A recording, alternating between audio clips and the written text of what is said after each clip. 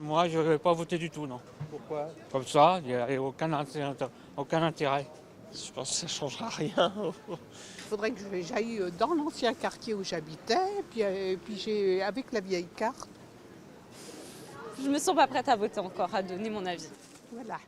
Abstentionnistes de toujours, résignés, râleurs. À en croire les sondages, ces non-électeurs pourraient bien être les grands gagnants de la présidentielle qui tombe en plein milieu des vacances de Pâques. La menace est prise très au sérieux dans les états-majors des candidats où l'on redouble d'imagination pour séduire les abstentionnistes.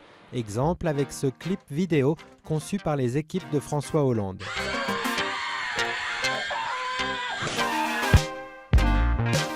On incite le public à venir sur un site où on leur propose de rentrer en relation avec un électeur près de chez eux qui va voter pour François Hollande et qui peut porter leur procuration. C'est une vidéo qui est beaucoup partagée sur Facebook, sur Twitter, sur les réseaux, que les gens s'envoient par mail. Et aujourd'hui, c'est déjà plusieurs milliers de demandes de procuration qu'on a reçues par le biais de ce site internet.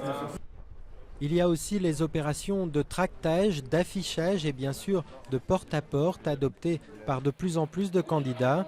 Des opérations qui passent par une analyse détaillée des derniers scrutins dans chacun des 65 000 bureaux de vote. François Hollande a demandé que 5 millions de domiciles soient ainsi visités. On expérimente ça depuis 12 à 18 mois et les ratios, c'est grosso modo sur une personne sur 14 qu'on arrive à convaincre d'aller voter. Et donc vous faites ça sur une échelle de 5 millions, à la fin c'est des centaines de milliers de voix qu'on espère déplacer. Changement d'échelle chez les écologistes. Ici, on a choisi de mobiliser les électeurs à l'ancienne grâce au bon vieux téléphone. Sur chacune des 47 millions de professions de foi que recevront les électeurs, il y aura le numéro d'une hotline et au bout du fil, un bénévole entraîné pour répondre à toutes les questions sur le programme d'Eva Joly. Avec Internet, on ne touche qu'une fraction de la population. Et en général, c'est une population plus éduquée qui va plus voter avec cette profession de foi. Et ce numéro qui va dans tous les foyers, on est vraiment dans une pénétration, mais moins intrusive.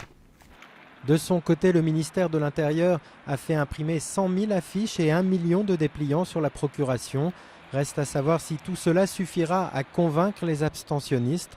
Le dernier record remonte à un certain 21 avril 2002, avec plus de 28% d'abstentionnistes.